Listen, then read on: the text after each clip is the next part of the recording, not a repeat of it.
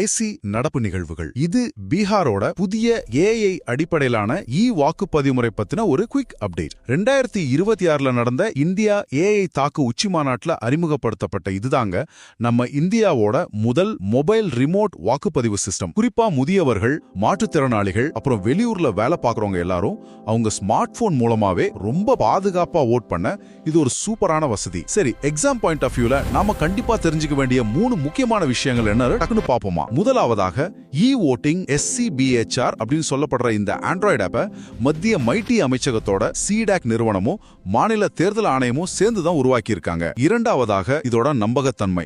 உங்க எபிக் அதாவது வாக்காளர் அடையாள அட்டை டேட்டா, OTP அதாவது ஒன் டைம் பாஸ்வேர்ட், ஏஐ முக அங்கீகாரம், அதுக்கப்புறம் ஒரு லைவ் செல்ஃபி, இது எல்லாத்தையும் யூஸ் பண்ணி நீங்க தான் ஓட் பண்றீங்களா அப்படிங்கறத சிஸ்டம் ரொம்ப துல்லியமா கன்ஃபார்ம் பண்ணிடும். மூன்றாவதாக வாக்குகளின் பாதுகாப்பு.